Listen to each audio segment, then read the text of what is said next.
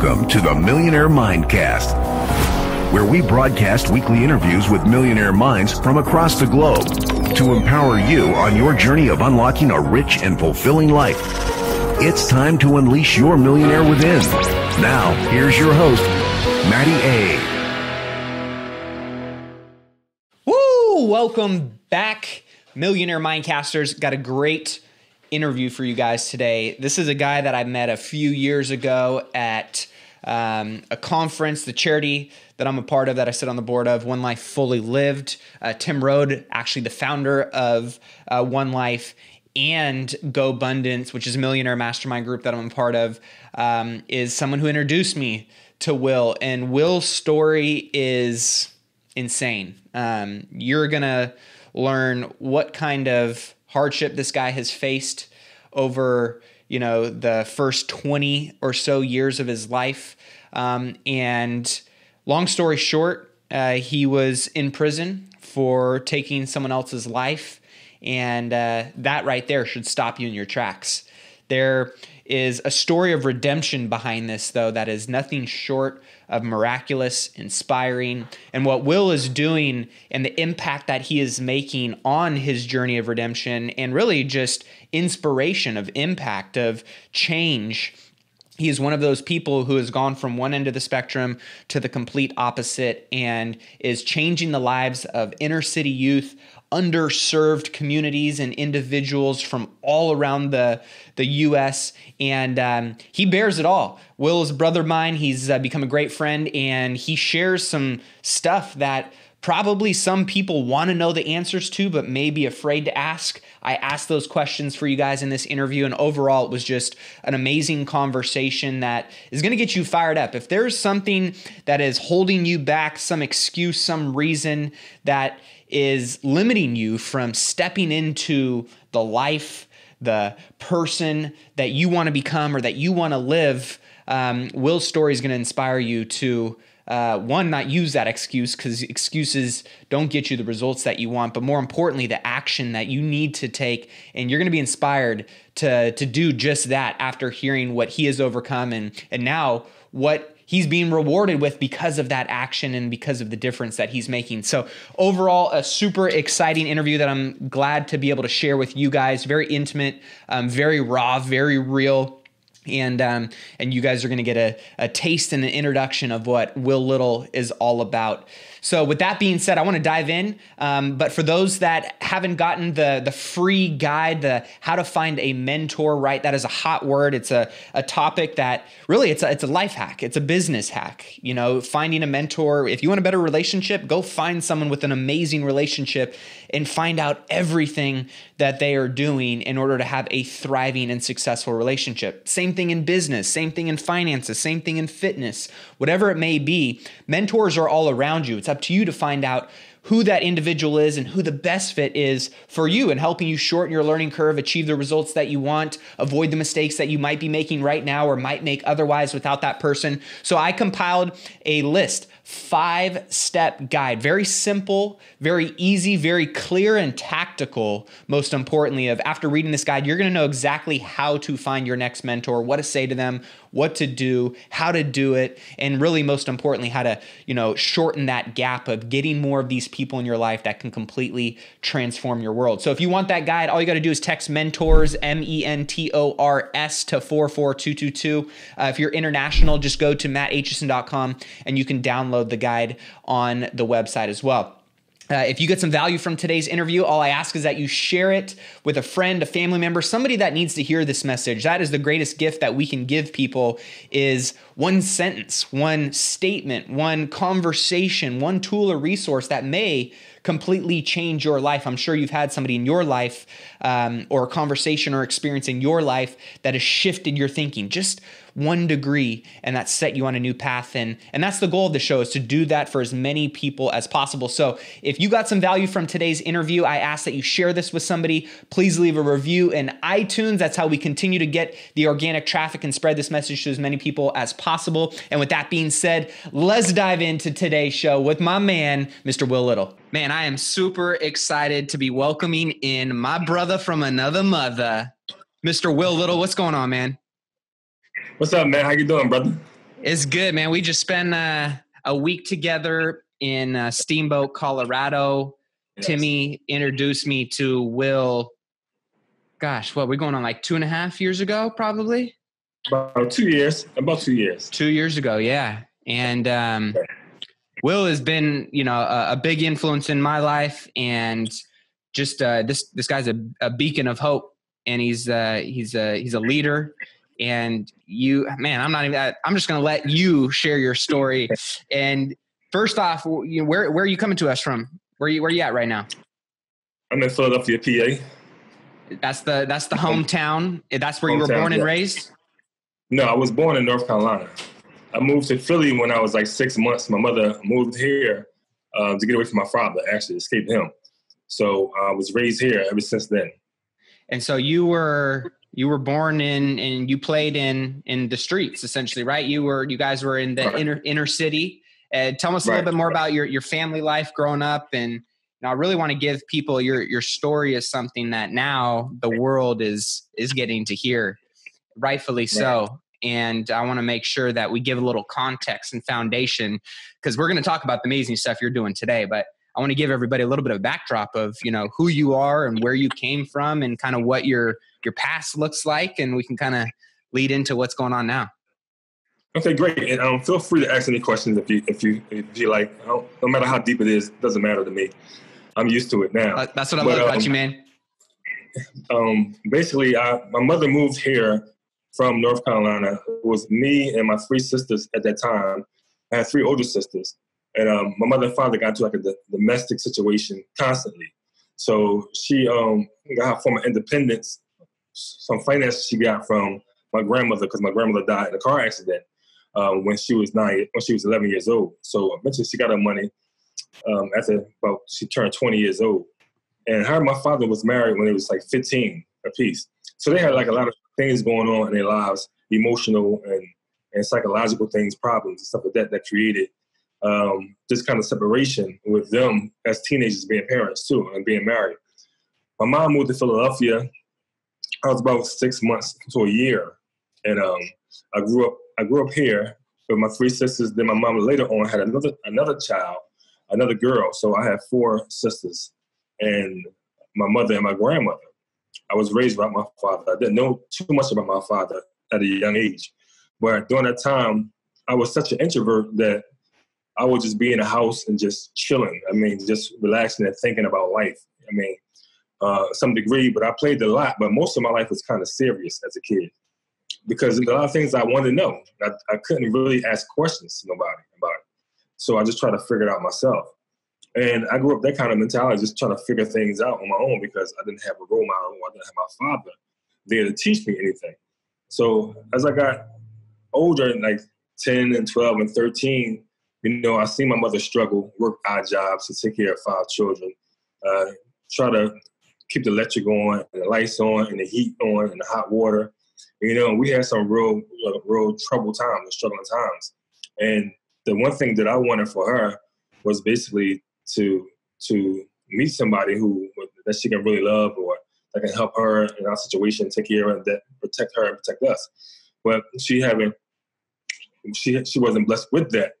She had boyfriends, that sometimes they get into fights and arguments, and I'd be sitting there first as a scared young man, hearing voices raised and hearing the wall getting punched and stuff like that, and wanting to call my father, reach out to him, but I didn't have a contact number for him.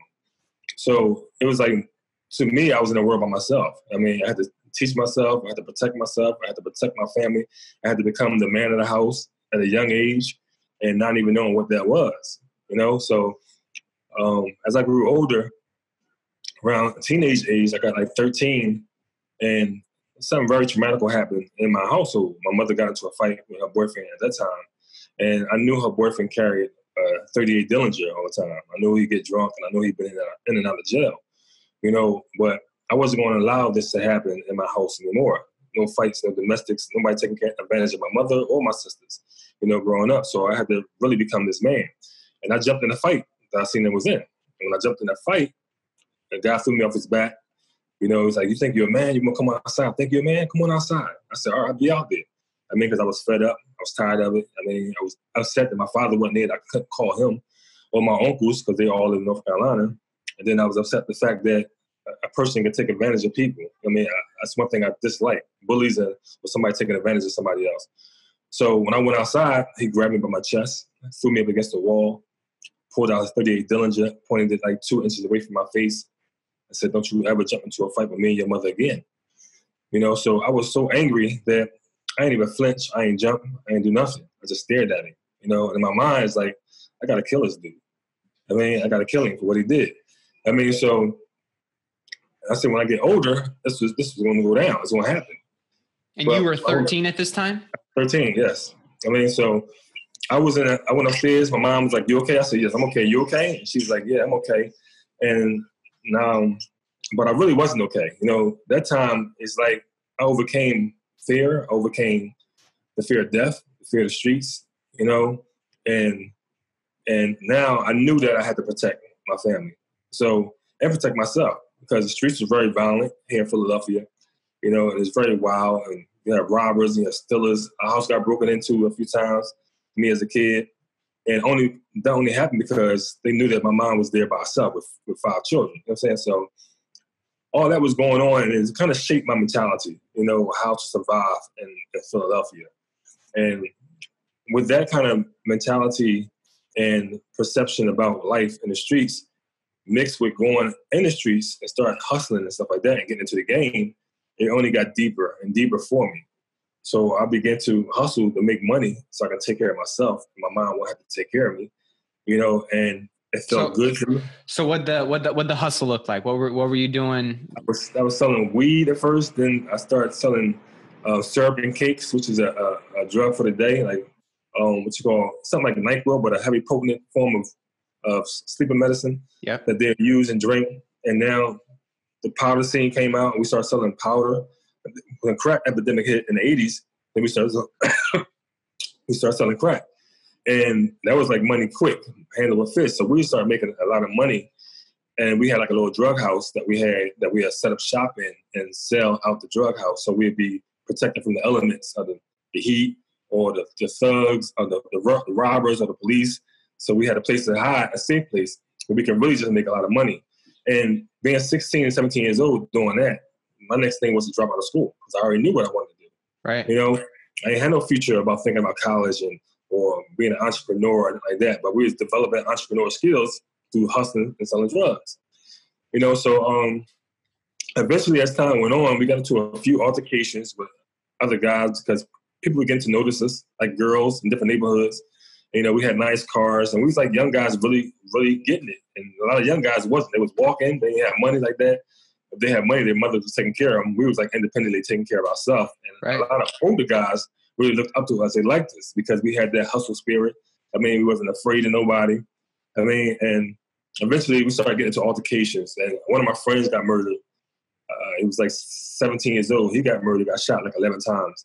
And that affected me really, really hard because I really wanted the revenge. I didn't know how to deal with it. My friends didn't know how to deal with it. So that kind of like even made my heart harder. And dehumanize myself even more. So I wouldn't want to feel anything now. Right. I couldn't feel anything. So anytime I got into an altercation with somebody, I justified it by you messing with me or you hurt me or somebody I love. So I didn't feel nothing when I did something to somebody. And eventually, when the shooting happened with the homicide, the skating ring thing, party, argument, fight, shootout happens. I kill a young man, about 18 years old. I'm like 18 years old, going on 19. And I didn't really feel nothing about it, So I walked around the streets of Philly. People still threatening my life, want to kill me. I still walked around, didn't care, because I was ready to die. I didn't think I would live past 20 anyway. So did you get caught when? So back up a little bit so everybody can understand. So you were going through all that. You were. Your model for what it was like to live life was not only the streets and the environment and the people you were hanging out with and the experiences you were having, but on top of that, in that model, you were kind of living at the top, right? You were doing it, but at the same time, the internal game, from some of our conversations was, you were hurt. And like you said, you were kind of just sweeping everything under the rug and justifying, you know, what you were doing with whatever had been done to you. And so was that person that you ended up murdering one of the people that had done something to you, or how did that whole situation play out? Well, that was a fight, a shootout battle between my life or your life on that vibe. And these are the same kind of young men that was in the community who were, you know, just looking at us, watching us, jealous of our moves that we were making, and saying little stuff. So then eventually an argument broke out between my friend and one of his friends, you know, but it was always brewing anyway. I mean, and it just what happened that night, they took a shot at us, and I had a gun on me, and I just took a shot back. I seen my target, and I shot him and killed him. I mean, and I walked away from the scene like nothing ever happened. You know, that's how. And so did they ever, did they like catch you right away, or you said you were kind of walking around afterwards, turn yourself in, or? No, I didn't get locked up till like 3 weeks later. You know, so it was a shootout. They was doing an investigation, and the people who did say they seen me do it, they didn't really know my name. So they can't really like just go to my house, name the database, and go to my house and find me. So eventually, as time went on, they found out who I was, and then they locked me up, and they charged me with murder, aggravated assault, attempted murder on a witness, conspiracy, and weapons offense. I had to. I was locked up with 3 of my other friends, co-defendant. 3 of us was locked up together, so it was 4 altogether, and we were all facing a death penalty at first. Wow. How did you feel in that moment when you knew that you were? I mean, you already didn't fear death outside of jail. How did you feel when you were inside and kind of reflecting back on all that? Well, I felt like, you know, when they locked me up and put me in a paddy wagon, I was like, I'm caught. That's all I felt. I'm caught. You know, and I knew my life was over. I knew I was going to be in jail for a very long time or for a long time. You know, so based on how the case had went, but the DA, I know he was like the best DA in the city of Philadelphia at that time, and he was sending people on death row. He was giving life to a lot of the guys that he got convicted in a courtroom. I mean, but to me, I was an optimistic person. I always, like, I think things through and try to scan it out. Like, okay, this is what happened. They shot at us, et cetera, et cetera. So I know it's not a first-degree case just by trying to understand first-degree, second-degree, and third-degree murder. Yeah. You know, but if some of these things stick, it's like attempted murder on a witness, if that stick, then yeah, it can be a first-degree murder. But that didn't stick because it's something that we didn't do. You know, so that wasn't our doing. So it eventually got thrown out. So it kind of dropped the case down to a first-degree murder, aggravated assault, and conspiracy, which at the time, I was talking to my lawyer, and we had like 4 lawyers in the case. So we talked to our lawyers, and they was like giving us good vibes and everything else, and don't worry about it, things gonna plan out right. And I kind of thought in my mind that it would plan out right. I never want to think negative because negative allows you to stress. It makes you stress. But to me, I'm an optimistic person regardless of the situation. So I always thought optimistically. And when I got put in jail, you know, we were sent in the worst prison in Pennsylvania. It was very, very rough prison. I mean, everybody who had violent crimes were in that prison, you know, from the average young thug like myself that had a homicide or 2 homicides or kidnapping or robbery or dude that raped somebody or extortionist. The mafia was in there. The Italian mafia was in there. Nicky Scarf for them. The black mafia was in there. So it was like a real, real chaotic place to be in at the time. But for me, it was like home. You know, it was the same thing. It's just a little adjustment to being in the prison, you know, being told what to do, what time to go to sleep and wake up. And no women, of course, but at the same time, the violent atmosphere, the culture of violence, I was already adapted to. Right. You know? And I just adjusted when I was there. And it got wild. I participated in some fights. I got in fights with basketball games or different disputes about stuff that happened on the streets. And then I participated in some of the riots that went on between the guards and the inmates. You know, a lot of stuff. And sometimes it just turned to fun. It just made the best of it. You know, just had fun with it. Even though people were getting killed in there too, and people were getting raped in there, you know, young guys and stuff like that. But to me, I mean, a lot of guys kind of knew me from the street, already knew my reputation.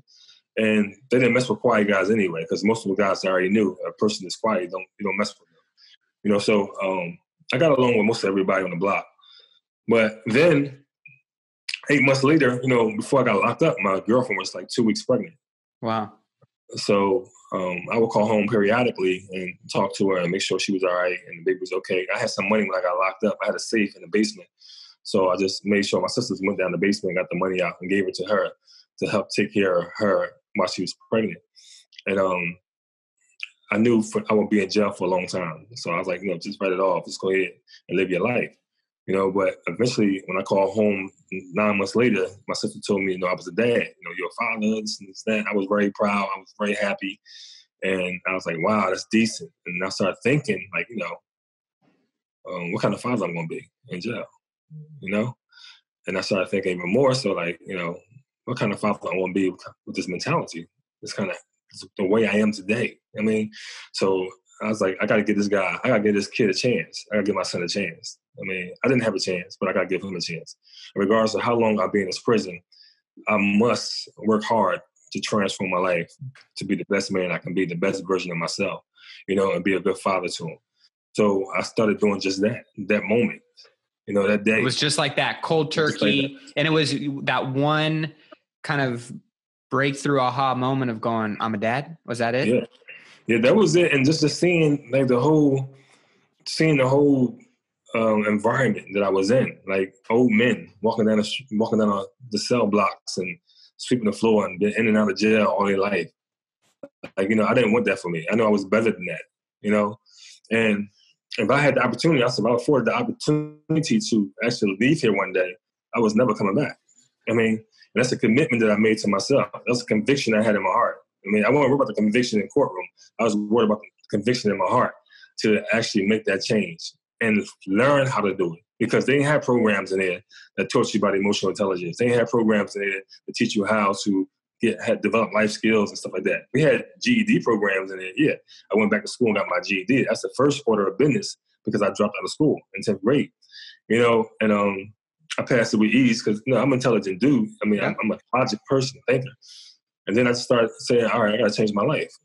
So I started looking at different things from movies to TV shows, reading the magazines, good conversation with older men who, had problems in and out of jail, but were smart still, and just having that kind of dialogue and having the right conversation with myself, first and foremost, telling myself that I'm better than this, telling myself I'm a smart guy, telling myself, I can do this, I can change.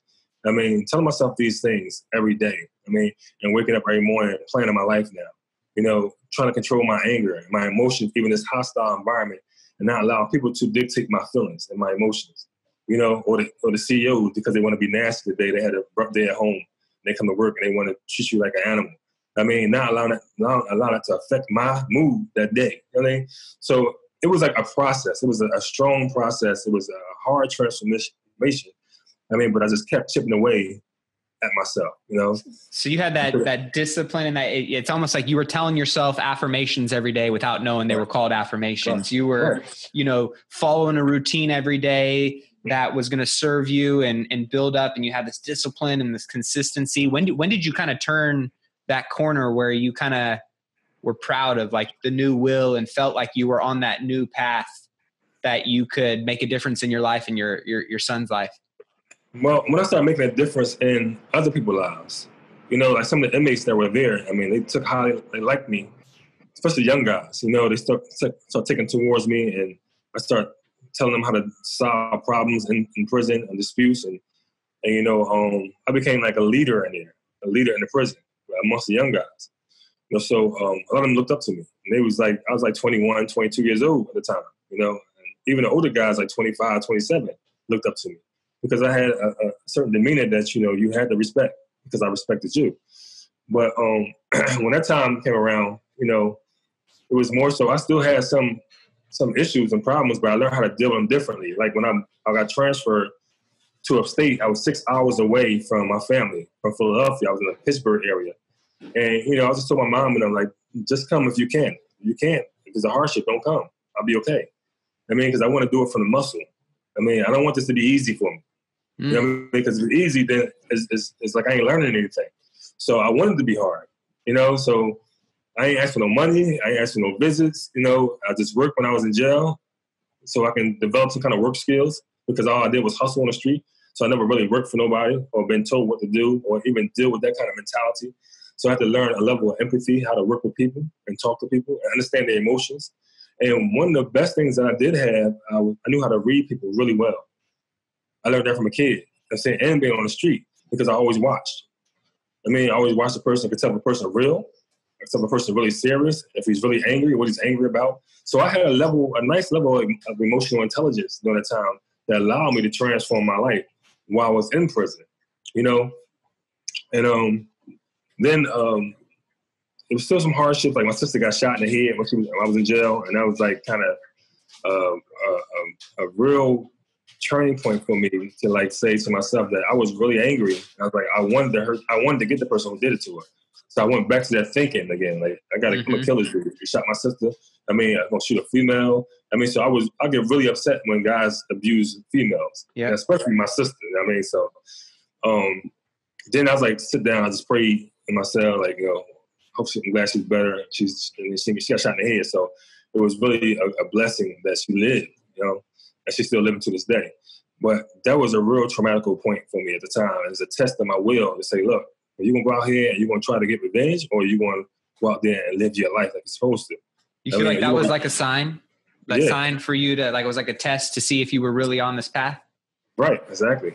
It's like a test for me. Am I going to revert back to my old behavior, or I'm going to stay straight? Now, I said to myself, like, I protect them on the street, but now I'm in prison. If I keep coming back to prison, how am I protecting them? I can't protect them while I'm in jail. So just logically thinking, like, if I go back out and do something, then I'm back in jail again, and somebody else can do something to them. So it's just this rational, just using my rationale. The best thing that God gave us was the ability to reason, and I understood that.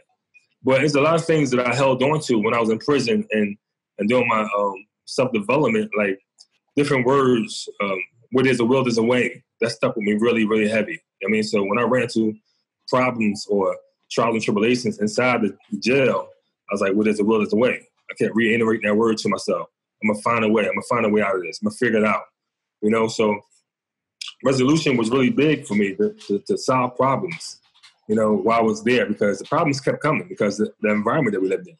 But I know if I can adjust and I can adapt to this environment that I'm in, then I'll be ready for the world once I get out there, because I ain't got to be secluded in one area around the same people. 24 hours a day. I can always move. I can relocate. So I knew that I had to go through this transformation in order for me to be able to be successful once I got out of prison, and being a father and being on parole for the first time. I had to do 10 years to walk off parole once I got released. So that was a very hard, trying time too. But I learned how to manipulate the system enough, whereas though, it won't affect me emotionally or psychologically. I could still just live my life. I did just that. So I had no problem with parole officers. They all loved me. They had to worry about me. So I was doing the right thing. I was on the right path. And it just started opening doors for me to find my purpose now, So how did you, I love that there's so many things I love about you, brother, but how did you decided your past wasn't going to equal your future, and yet you knew, like, all right, I'm out, but this is really like the beginning of me practicing and walking my talk and preaching my new life, right?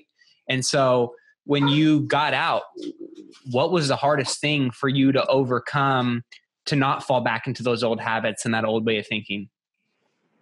Well, when I left the prison, one thing I did was look back at the mountains. And I said to myself, I ain't never coming back here. And the only way I knew I'd never come back if I didn't do the things that I did to get there. So on this journey, my first time on parole, my first time being a man, my first time being a father, being released from prison, is like, to me, I got to do everything different. I got to learn everything new. I got to start my life all over again. And it's a song I used to sing in the shower all the time when I was in prison, right? I'm a good poet, but I'm not a good singer, right? But it's a song I used to sing that says, hey, I'm going away. I'm leaving today. I'm going to start my life all over again. I used to sing that song to me all the time. When I was getting closer to my time release, I used to sing that in the shower all the time. And I really meant it. I was implanting it in my head. I'm going to start my life all over again. And when I left, I said, I gotta challenge myself to do things different. Yep. Continue to challenge myself and challenge myself over and over again. So even learning how to cut hair, which is one of the jobs I have now, I had that since I've been home. I had to learn that in the barbershop when I came home because I couldn't get a job because of my felony. Because I'm fill out application, that's what happens. See murder on there, they throw it in the trash. Right. I ain't have a chance or a second chance at all with them, with the system, with the city or anybody else. So I had to be resourceful. And I had to look at myself and like, what can I do? And I knew that I was a quick learner. I knew that I was smart. I was intelligent. I knew that I can finagle myself some kind of way to make a way for myself. And at the same time, I knew my passion was to get back to, especially young people who was going through the same dilemmas that I was going through as a kid, to show them the way, how to navigate their way through life. Then as I start mentoring, I was able to mentor and going to the barbershop. So I can leave when I want to or come back when I want to. So it was better than having a 9 to 5. A 9 to 5, I probably went to work, came home, went to sleep, woke up the next day, did the same thing all over again. So me being in the barbershop was definitely destined for me to be there to fulfill that purpose that I had. So I can go to the prisons, so I can go to the schools, so I can go to the colleges, so I can go in the neighborhoods and deal with some of the things that's going on in the community and address the issues that we're facing in the community.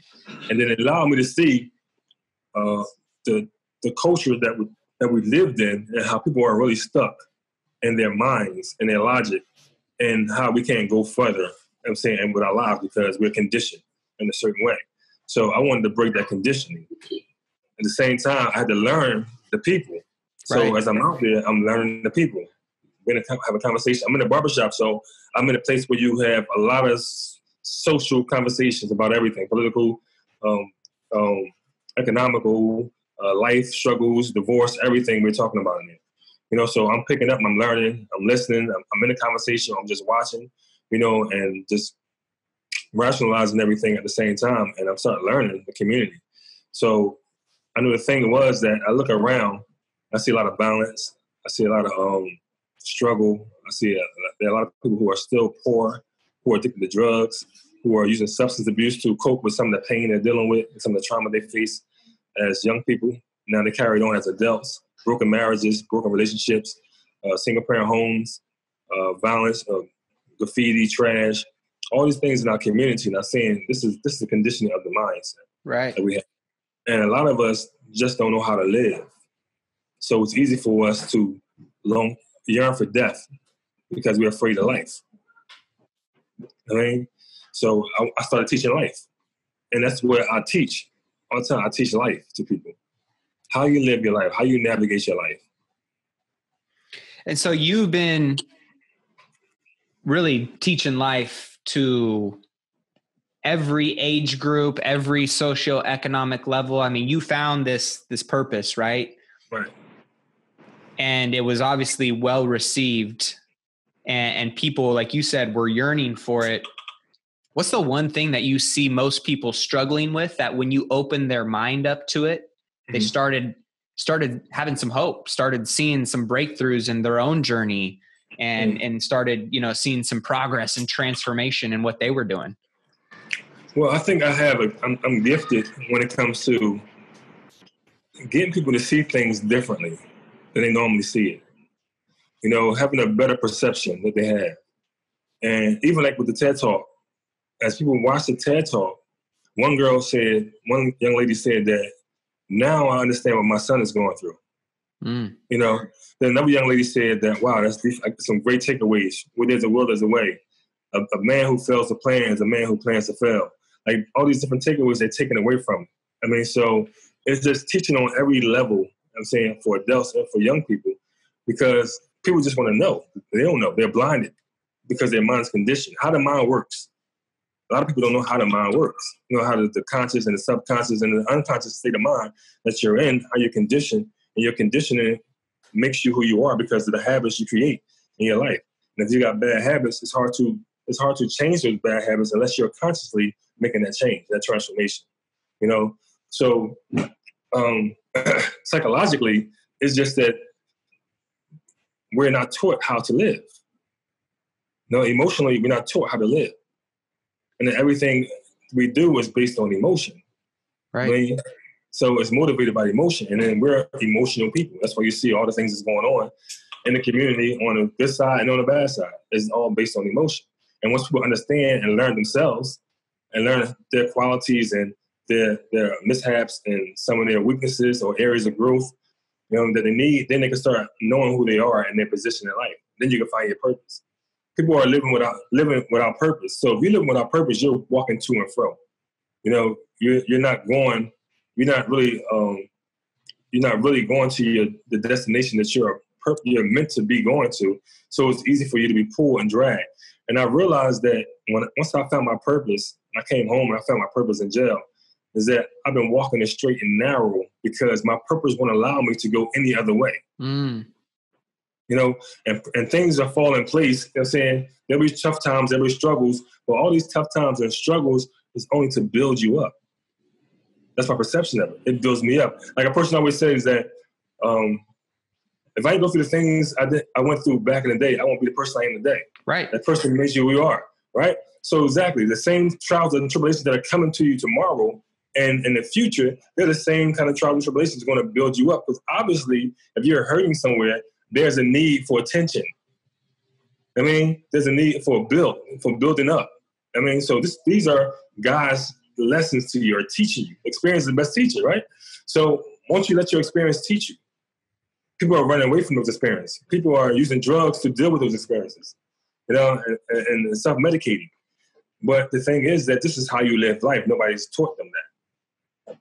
So now that you are enlightening the world and you are, and I think this is such a great message, whether you're somebody in the inner streets, whether you're a CEO, I think we all deal with these in some level, in some context, right? And you talked a lot about It's just the mind. Like I look at our minds, our brains like a filing cabinet, and based on your experiences, whether you're in the hood or based on your experiences, whether you're, a privileged trust fund kid, we all have these experiences that throw files into this subconscious, filing cabinet inside our brain. And every time something comes up, the files come out. We read what's on the file. We live it out in our physical reality. And then based on our result, we throw it back in there with another new file, right?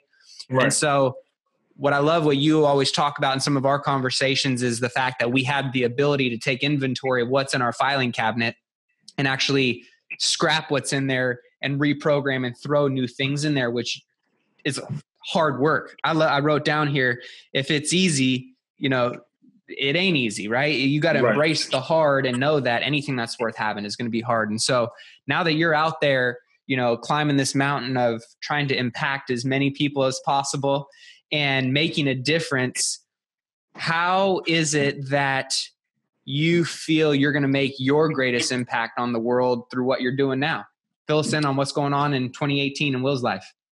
Well, like I said, the TED Talk was just released, so it's getting out there. I'm getting people to share it. They're sharing it on their Facebook page, on their social media, through text, which is good because it's getting a great response and people are really feeling the message, And not only that, but I'm having an HBO documentary coming out soon.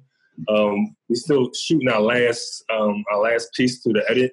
I think I'm going to shoot it here in Philly, or we might go to Portland, Oregon, where the producers are from, and shoot it out there at a school or something like that.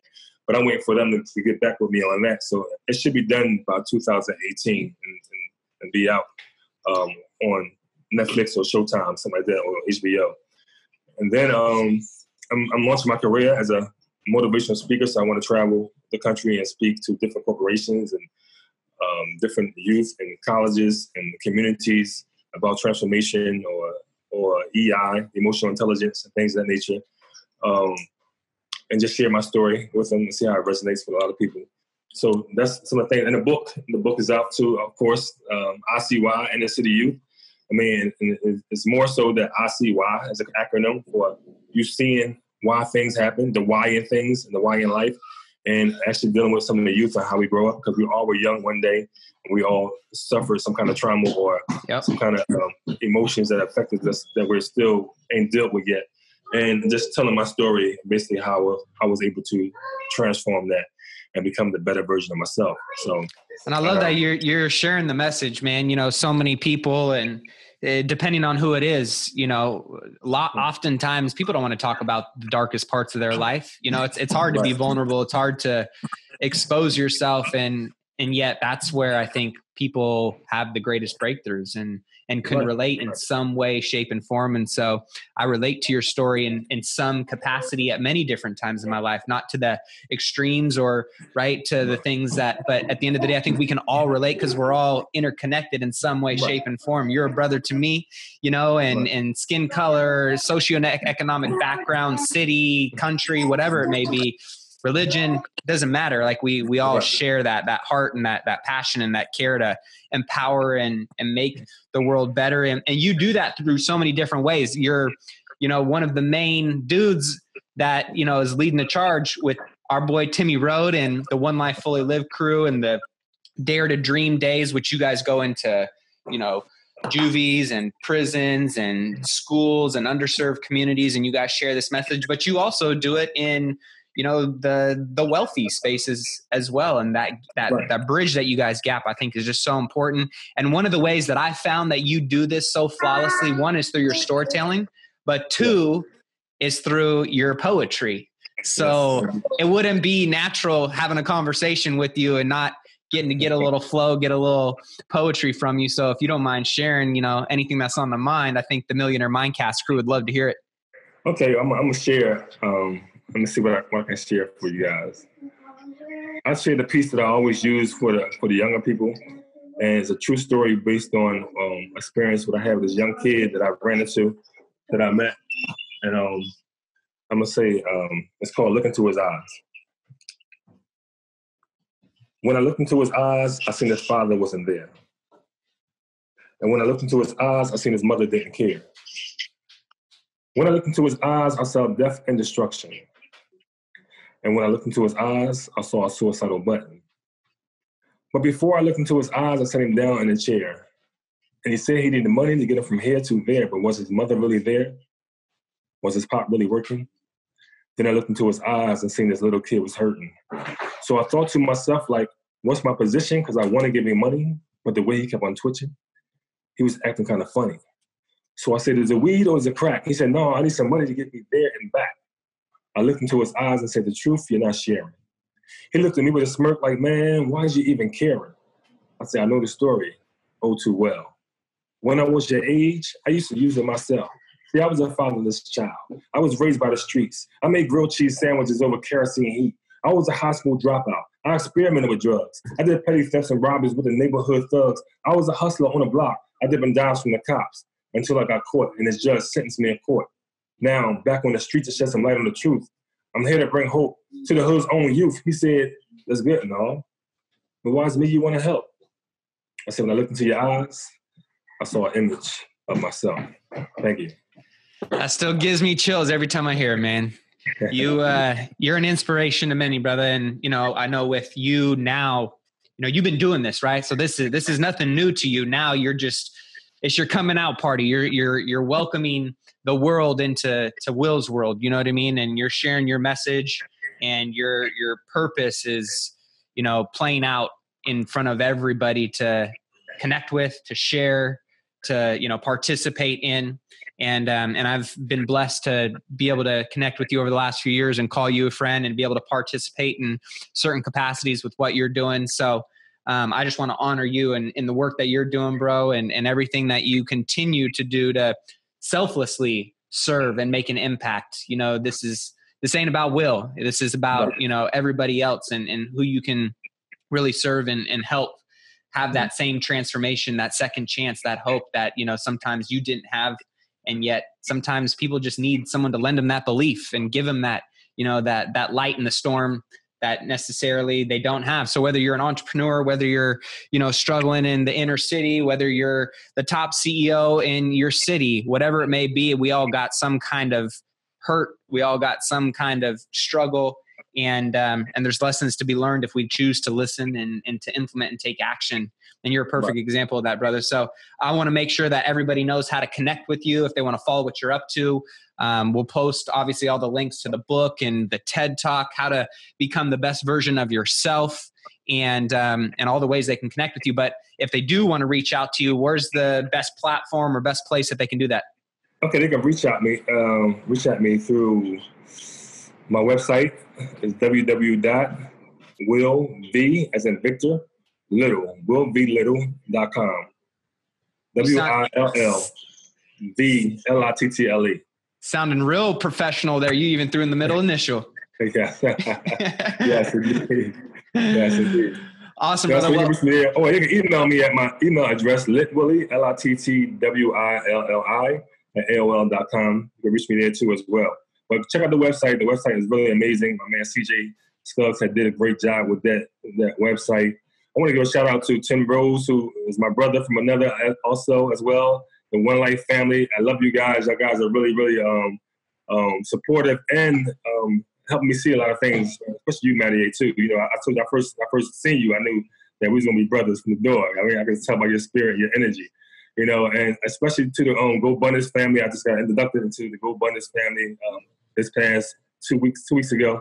2 weekends ago was a great experience, Matty. I know you loved it. But it was a really awesome experience for me to do things that I never really did before, like ski and hit the slopes and stuff like that. But the message and the knowledge that was there, the experts that were there was really, really awesome and great. And that's the kind of information I want to sponge into and bring it back to my community and rush it out. You know, so it poured on everybody else. And that's what we're going to do across the country. So the mastermind thing is really great. So thanks for having me too as well, man. It's all love, brother. And this won't be the last time we got a sidekick on the show now. What's up, girl? She dressed up for the party. Yeah, she dressed up. She got the whole outfit on. Yeah. Say hello. Say hi. Say hi, Mr. Matt. What's up? She ain't shy. She ain't shy from the camera, that's for sure. Well, we'll be sure to include all that information in there. And bro, I'm super excited for you because I know it's just the beginning, and to see what you've already done and where you're going, the legacy you're going to leave is far beyond what you're probably ever able to comprehend right now in this moment in your mind. And I know that with the people behind you and the message and the mission and your discipline and consistency, the sky is the limit. So with that being said, I always like to wrap up the interview with one final question, which is everybody's got their own definition of wealth. For some, it's money. For others, it's impact. For others, it's family time, whatever it may be. What's your definition of wealth? Well, I always said to myself, even as a young person, I switched hats right now. So even as a young person, I always knew that knowledge was wealth. You know, so to me, knowledge is wealth. I mean, and if you have knowledge, then the wealth will come to you. Regardless, the monetary money will come to you. But then you're smart enough to keep it. I mean, and create a generational wealth where your children won't have to struggle so much, but they will have the knowledge on how to maintain their life and live a life fulfilled. That's what I want to create, fulfilled lives, you know, and that's my take on that. Legacy wealth, knowledge, passing it on. You're the man, dude. Appreciate you. Yep. All right, so that does it for this interview with Will. Brother, I got to give you props to you, your beautiful daughter, for coming in and adding a little spice to the end of the interview. And overall, just everything that Will does, there's a lot of stuff behind the scenes that people don't see on a daily basis, and the impact in, you know, one individual's life, in one community's life, going into prisons and speaking, going into juvenile detention centers, going into big brothers and big sisters, this guy is all over the place. His DNA, his footprint, and the impact that he's making in some of these communities is amazing. And it makes me hopeful to know that there are people like Will out there who are taking the time to go out and make these individuals who aren't a priority for a lot of people a priority. So big props to Will. Be sure to give him a shout out, reach out to him on social media. All of the things mentioned in the episode are in the show notes, so feel free to get those at mattatchison.com. If you're watching this on YouTube, all you got to do is hit the show description button, and those will be in there below, as well as other free tools and resources and downloadable guides and things like that for the entrepreneur who's looking to become more productive, efficient, and just take your business, your skills, and everything to the next level. We got all that stuff at the website as well. If you're watching this on YouTube, hit that subscribe button. We got interviews coming out each and every week, as well as other tools, resources, and videos dropping each and every week for you guys. And last but not least, feel free to connect with me on social media. The handle is @official Mattier, Instagram, Twitter, Facebook. Tweet me what you liked from this interview. Let me know a question you might want me to ask to an upcoming guest, as well as any upcoming guests that you might want to see and model after and see me interview. Would love to know who you guys got in mind, because that's who I want to keep bringing on the show, is the individuals that you want to listen to and hear. So feel free to reach out to me on social media. And with that being said, that wraps up another Millionaire Mindcast for this week. Be sure to tune in next week. Got some more amazing guests. And until then, keep investing in yourself and your wealth on your march to $1 million and beyond. Peace. One of the biggest mistakes most entrepreneurs and small businesses make, not staying on top of their finances and accounting. Can you relate? Well, thanks to FreshBooks, this part of your business doesn't have to be a thorn in your side any longer. I think we can all agree the working world has changed, and with the growth of the internet and today's new business landscape, more and more people are going into business for themselves, becoming small business owners and entrepreneurs. And FreshBooks is a premier accounting software that will simplify and organize all of these needs for you. FreshBooks and their all-new version of their cloud accounting software has been redesigned from the ground up and custom built for entrepreneurs and business owners just like you and I. It's ridiculously easy to use, and it's also packed with powerful features that make it so you no longer need to be a CPA or a financial guru to stay on top of your numbers. Whether you want to create and send professional-looking invoices in less than 30 seconds, set up online payments to get paid from your clients faster, tracking client invoices and accounting, the list goes on, FreshBooks has your name all over it. And the great thing is they're gracious enough to offer a 30-day unrestricted free trial to all my listeners. So go ahead and claim it.